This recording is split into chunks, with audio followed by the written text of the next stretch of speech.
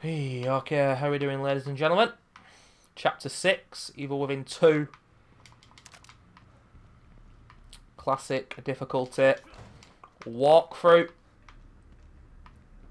It's gone well so far. This must be the passage O'Neill was talking about. But it can go wrong in an instant. Lily? So, This is messing with my mind. I'd recommend you go in here. But be warned that there is a lost on the floor.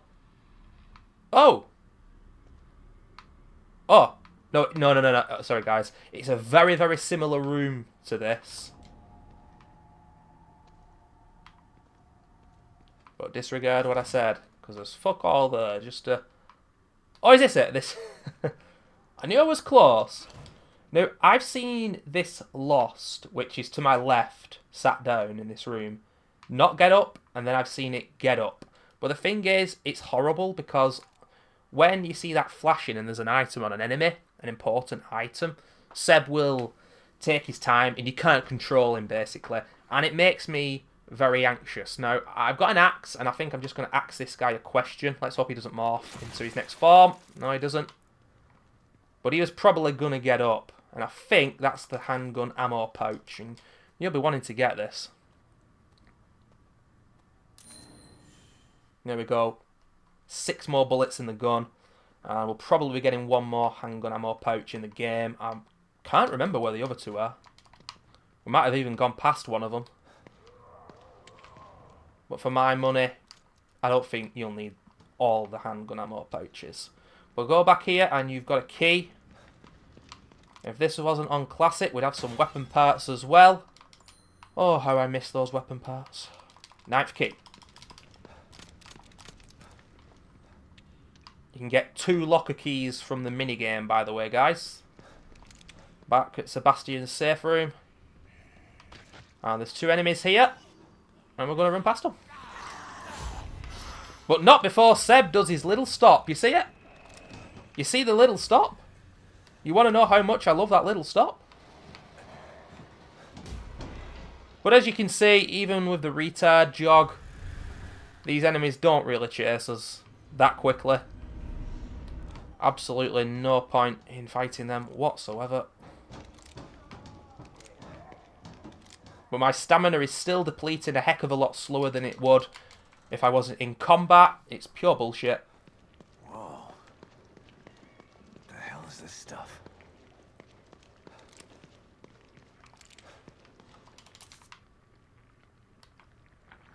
I'm not going to say what it looks like. Everyone's already mentioned it on Twitch and on all the video game websites and forums and whatnot.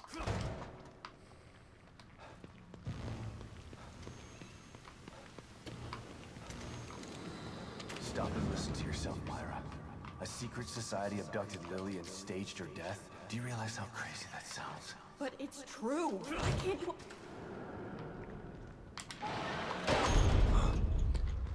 And it's time for the Jizz Monster, ladies and gentlemen.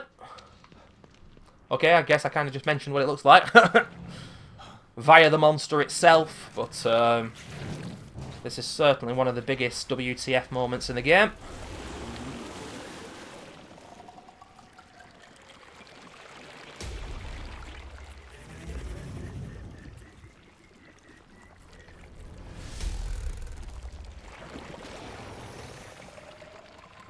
God, look at the size of that thing. Maybe I can sneak past it.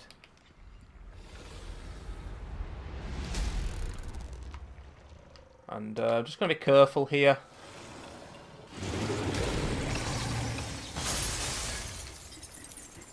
For once, actually using the cover in this game, which I don't do very often.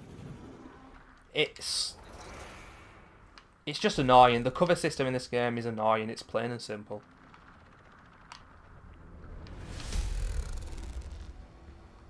And if this thing sees you, it forms these white puddles on the ground that stop you running away.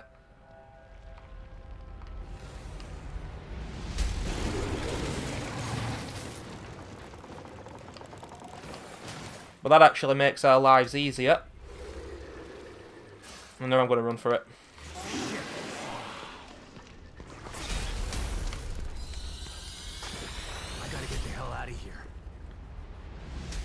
It'll stop chasing you for now when you get to here, so you're fine. I knew I'd be okay there. Could have potentially taken some damage. And there's a Fallout mysterious figure there. But we don't need that. But what we do need now is deadly accuracy.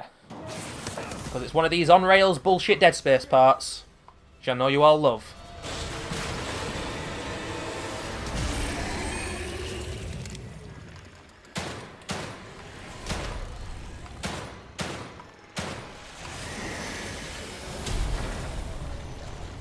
And in these difficulties where any fuck-ups result in game over, those parts always make me nervous, because it just sucks to lose all your progress or something like that, but it's not so hard. This place was supposed to be fucking stable. Just stay calm. Keep the reticule where it is by default. And it'll always go to the left-hand side, you see. But for the final boss, when we fight Myra right at the end, oh my lord, there is a part which is exactly the same as that, but it's horrible, quite simply. It is horrible. The aiming is just off, and anyone who's played this game will know what I'm talking about. The sensitivity is insane.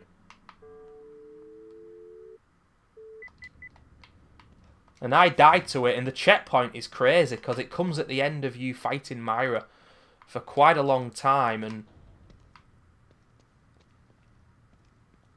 I have a feeling a lot of people probably know what I'm talking about there. I haven't died to it since my first playthrough, and I should be okay, but what I would suggest is to shoot on the outsides of the orange, because it's not red in the Myra boss fight, it's orange.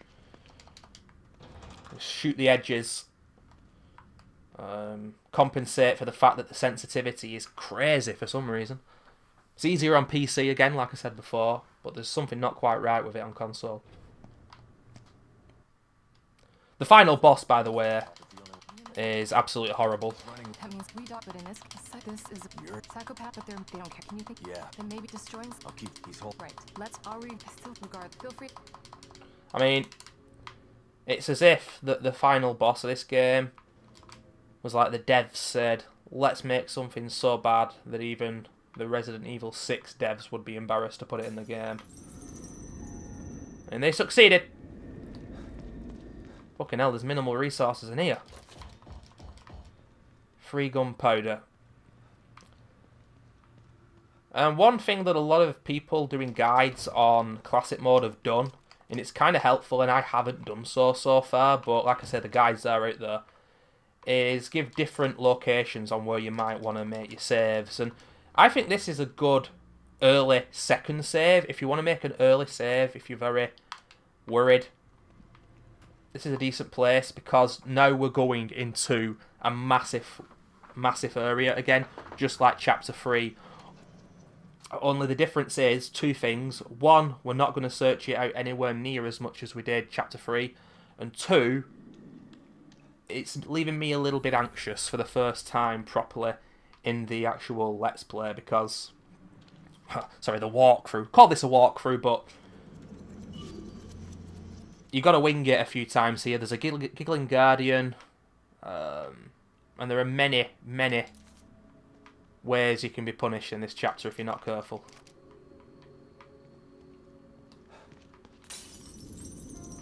There's another mirror.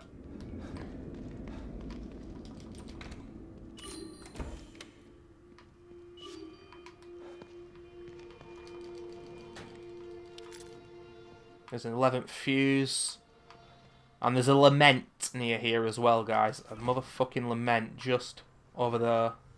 The theater. It's a pretty short video. I think there's an enemy who's going to spawn around here. There he is.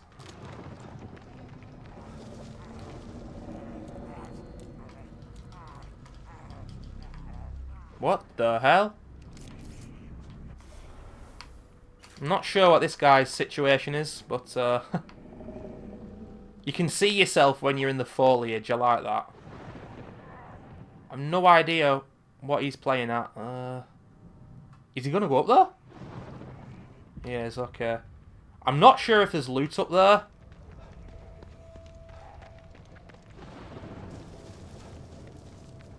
But what we're going to do is just instigate the end of Chapter 6 and the start of Chapter 7.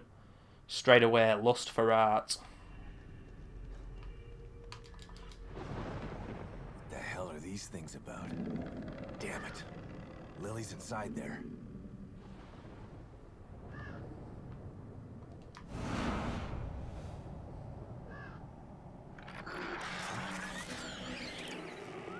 You did not appreciate.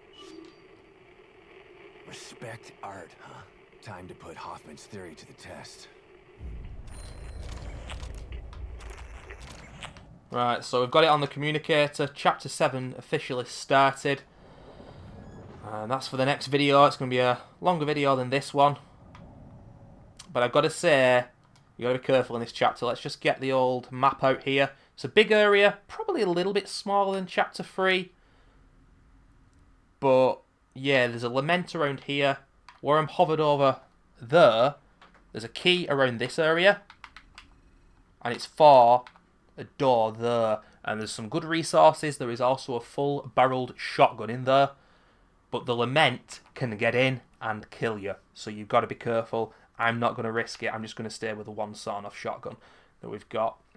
There's a lot of resources here. And I won't be getting loads of it. Because I know that's the whole nature of this difficulty in this game. But especially in this chapter, you can go for extra resources and end up getting killed. There's a lot of enemies, a lot of shit going on. And there's a motherfucking Guardian stomping about the centre of the town. So, that's going to be an interesting next video. See you then, guys.